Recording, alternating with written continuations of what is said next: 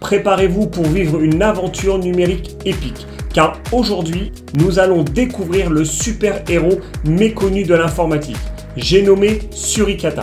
Imaginez un monde où les cybercriminels tentent d'infiltrer votre réseau. Mais ne vous inquiétez pas, car dans l'ombre, un gardien invisible se dresse pour les arrêter. Suricata, notre propre Avenger numérique, œuvre en silence, scrutant chaque paquet de données, chaque recoin de votre réseau, telle une cape informatique qui flotte dans l'air virtuel.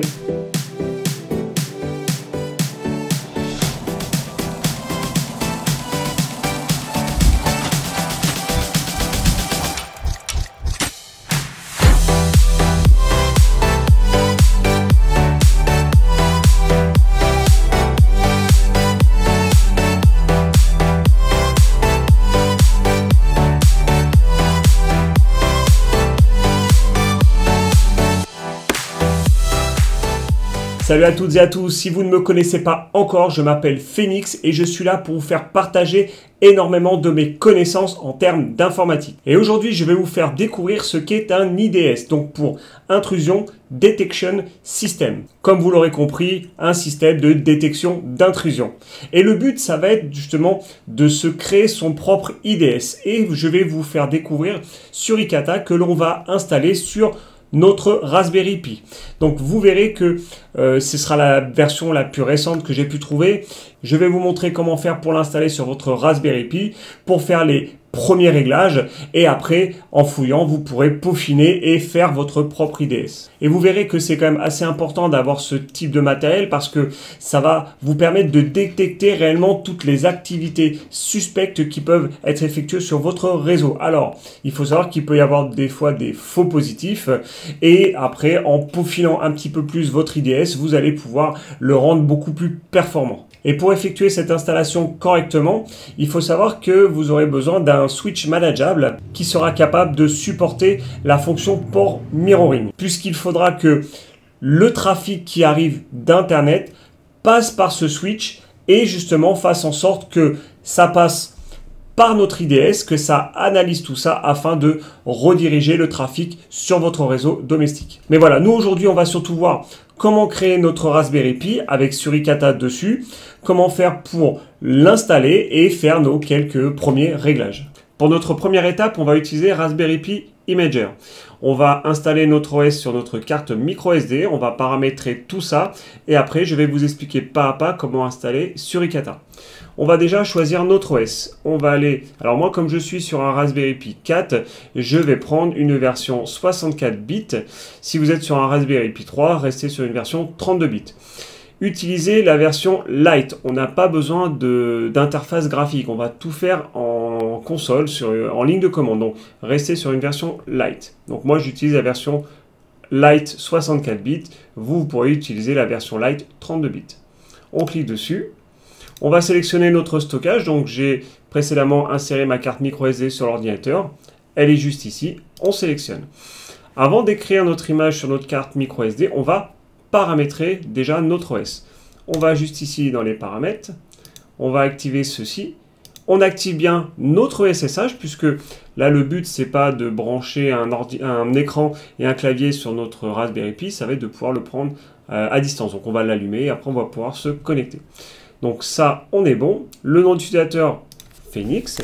On va mettre en mot de passe Suricata. On va configurer notre réseau Wi-Fi afin de pouvoir connecter ça sur notre réseau Wi-Fi local. On va sélectionner ensuite le pays, donc on est sur du FR. Les réglages locaux, donc et on va sélectionner un peu plus haut FR. Voilà. Et on fait enregistrer. Là, on fait écrire pour que tout se paramètre sur notre carte microSD.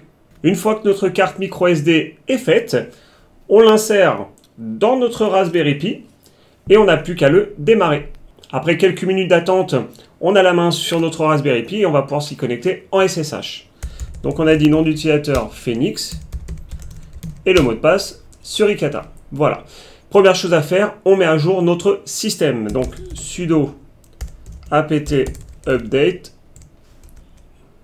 w sudo apt upgrade-y. On le laisse faire sa mise à jour et ensuite on va rentrer dans le vif du 6G, c'est-à-dire l'installation complète de Suricata, et on verra ensemble également quelques paramétrages afin de pouvoir démarrer avec Suricata, et après, comme je vous ai dit, vous allez pouvoir le peaufiner à votre sauce afin que il soit des plus performants. Voilà, les mises à jour se sont faites. Maintenant, on va lancer les différentes commandes. On va déjà commencer par installer des dépendances pour faire fonctionner Suricata.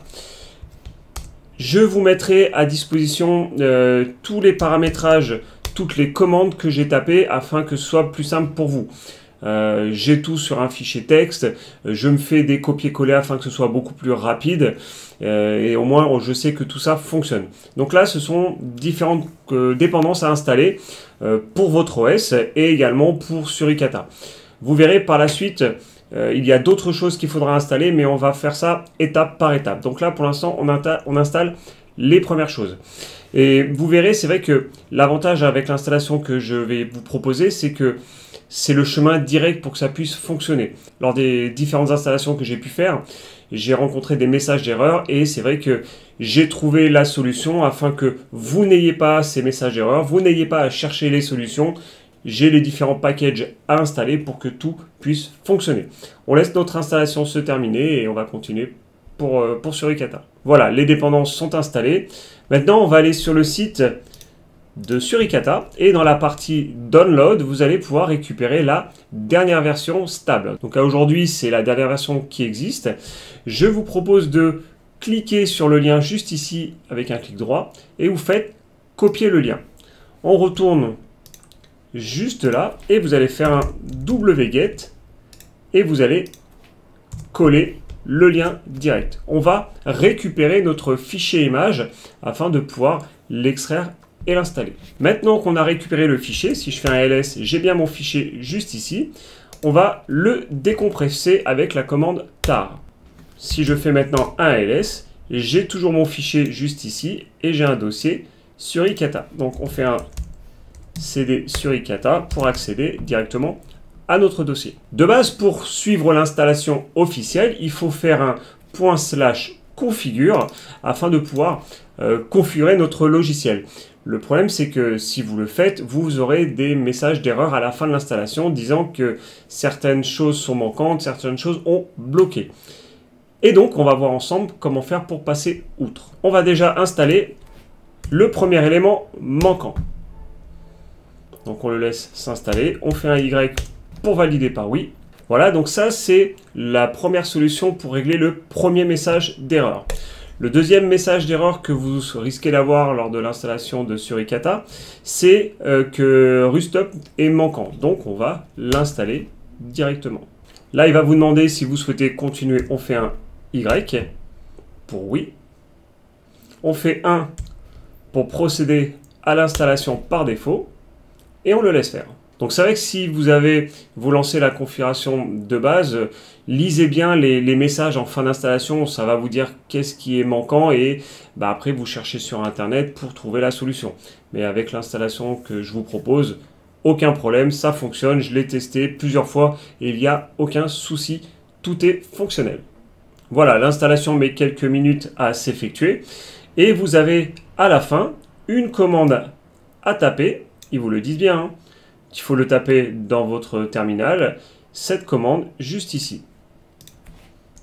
Et on fait entrer. Maintenant que tous les éléments manquants à l'installation de Suricata sont installés, on va pouvoir effectuer notre /configure avec des variables complémentaires et on valide. Et là, on laisse notre installation s'effectuer. Donc c'est la première partie de l'installation. Il y aura une deuxième partie qui permettra justement de tout organiser, que tout s'installe correctement afin de pouvoir enfin utiliser Suricata. Et après on va voir justement comment faire pour le paramétrer et vous verrez que c'est quand même assez sympa. Parfait. À la fin, ils vous disent de lancer make et make install. Donc on va faire make, voilà. Et après, on ne lancera pas le make install, mais on va lancer le make full install. Comme ça, on est sûr que tout sera mis dessus. Là, n'hésitez pas à aller prendre un café. Il y en a pour un petit peu de temps. Ah, Ça y est, elle est enfin terminée cette installation. Bon, on a encore une dernière petite chose à faire et après, bah, je pense qu'on va pouvoir se lancer dans les réglages un peu plus avancés. Ça y est, on est bon. On a fait le plus gros de l'installation. Maintenant, on va se lancer dans les paramétrages. Donc, vous allez avoir ici pas mal d'informations. Notre fichier configuration, donc le suricata.yaml, il se trouve juste ici dans /etc/suricata. Ça, c'est très important parce qu'il va falloir qu'on le paramètre. Donc, on va faire un sudo espace nano espace /etc/suricata/ le nom de notre fichier. Et là, donc, on va faire quelques petits réglages pour le bon fonctionnement de Suricata. La première chose à faire, très importante, ça va être d'identifier le sous-réseau que l'on va devoir analyser, que Suricata va devoir analyser. Il peut y en avoir un, il peut y en avoir plusieurs, ça ne pose aucun problème. Vous voyez, là, il y a du 192.168.0.0/16, on a du 10.000/8, et du 172.16.00/12. Moi, je n'ai aucun de ces sous-réseaux. Je vais mettre le mien. 10.83.83.0 en /24. Vous pouvez vraiment en mettre plusieurs, ça ne pose aucun problème. Tant qu'on est sur ce fichier, on va vérifier également autre chose. Un petit peu plus loin, juste ici, vous allez avoir l'emplacement des fichiers log, donc dans /var, /log, /suricata. Donc notez bien cet emplacement, c'est là-dessus que vous allez pouvoir retrouver les fichiers qui vont vous donner les informations sur les intrusions qui peuvent être faites sur votre réseau. Donc très important, ça on le note dans un coin. En parlant de fichiers log, il y en a un que l'on va désactiver. Alors, voilà, parfait. Donc nous, on va garder le log qui s'appelle fast et le f-log, on va le désactiver puisque si vous faites l'essai, vous verrez que ces fichiers sont très gros, très gourmands et justement peuvent prendre beaucoup de place sur votre Raspberry Pi.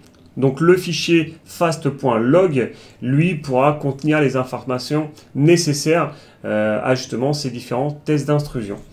On va également aller tout en bas, voilà, vous allez avoir juste ici le chemin des fichiers RULES, les fichiers rules.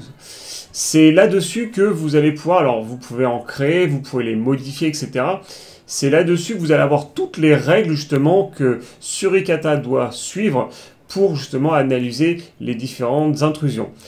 Comme je vous avais dit, il peut y avoir des fois des faux positifs, donc des intrusions que Suricata pense être malveillantes, mais en fait, c'est des logiciels qui ont besoin de faire des accès distants et de récupérer des informations. Et Suricata peut penser que c'est dangereux, mais en fait, c'est tout à fait normal par le logiciel que vous utilisez. Donc, c'est là-dessus, vous allez pouvoir vraiment faire vos propres règles en disant, bah non, tel logiciel, il est safe, je le laisse faire ce qu'il veut, mais attention, tel autre logiciel, je veux qu'il soit surveillé et tel système d'intrusion doit être vraiment mis en avant. Donc ça, très important. On fait un CTRL X et on fait Y pour valider et pour sortir. Maintenant que notre fichier est configuré, on va déjà vérifier notre interface réseau et justement faire en sorte de l'analyser. On fait un iw-config puisqu'on est sur notre Raspberry Pi et que l'on a une antenne Wi-Fi. C'est ce que l'on avait paramétré au début avec Raspberry Pi Imager. Donc on est bien sur l'interface WLAN 0. Si vous étiez branché en Ethernet, on aurait été sur le ETH 0, mais en l'occurrence, je ne suis pas connecté dessus. Eh bien, on va faire un test. On va lancer Suricata pour voir si tout fonctionne. Donc, avec la commande /usr/bin, donc avec sudo bien évidemment, sudo /usr/bin /suricata-c /etc suricata suricata.yaml, donc pour bien lui dire que c'est ce fichier de configuration qu'il faut prendre, -i pour l'interface WLAN 0. On valide et tant qu'on n'a pas de message d'erreur, c'est que ça fonctionne. Donc là, en l'occurrence, il dit bien que c'est lancé. On va attendre un petit peu et on est bon. Donc, Suricata est bien démarré. Et là, il est en mode je protège, mais avec les réglages de base. Là, nous allons faire ensemble un test pour vérifier que ça fonctionne. Donc, la première chose, déjà, on va stopper Suricata. Voilà.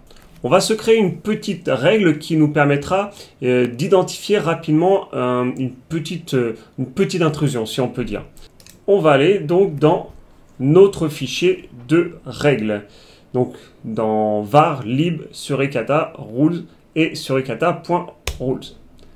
On valide et on va se créer une petite ligne juste au-dessus. Voilà, cette petite règle nous permettra de détecter ce que l'on va faire juste après. Donc, on fait un CTRL X et Y pour sauvegarder. On relance Suricata. Voilà, comme ça, il va reprendre le fichier de règles que l'on aura modifié. Et on va utiliser ma machine Kali pour faire deux choses. La première chose que l'on va faire, alors, avant, je voudrais juste vous montrer. Je vais ouvrir une autre session SSH sur Suricata. Je vais aller dans /var /log Suricata. Si je fais un ls-l, j'ai mon fichier fast.log qui est totalement vide. Comme ça, on va pouvoir voir ensemble les détections qu'il peut donner. Je vais faire un ping de mon adresse IP de Suricata. Donc, je vais le laisser pinguer quelques petites choses. Et je vais faire un nmap, un scan nmap. Voilà, où je peux voir que le port SSH, le port 22 est bien ouvert. C'est normal, c'est sur celui-ci que l'on se connecte.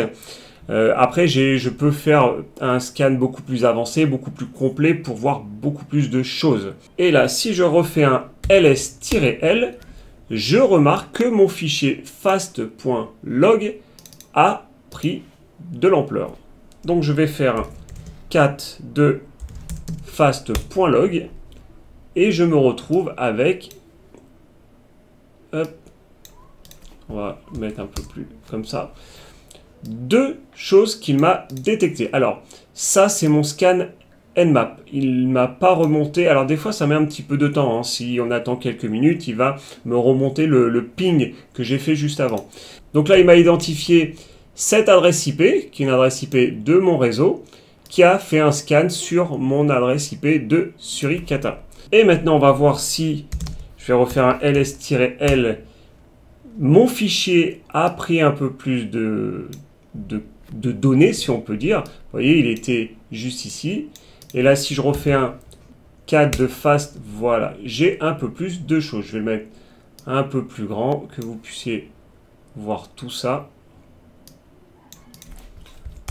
Voilà, donc ça, c'est vraiment mes pings que j'ai eu au début. Bon, comme je vous dis, hein, c'est vrai que en fonction de ce que vous faites et en fonction du temps d'enregistrement, ça peut mettre un petit peu de temps. Donc là, en l'occurrence, on a bien vu qu'il m'a détecté mon scan Nmap et il va détecter mes pings juste ici. Maintenant, ce que l'on va faire, c'est que si on redémarre notre Raspberry Pi, celui-ci ne va pas lancer Suricata automatiquement. Donc, on va créer un service qui va permettre de démarrer automatiquement Suricata au lancement de notre Raspberry Pi. Déjà, on va fermer cette fenêtre. On va terminer, voilà, et on va taper ceci. Là, ce fichier-là, on va rentrer différentes lignes de commande dessus. Alors, je vais vous mettre tout ça ici, et voilà, on fait un CTRL X et Y pour sauvegarder. On va s'activer notre nouveau service qui s'appelle suricata.service. On va le démarrer avec ces deux commandes. Là, il va vous demander le mot de passe de votre session. Donc là, en l'occurrence, mon mot de passe, c'est Suricata. Et on est bon. Si je vérifie si mon service est lancé, je l'ai bien juste là.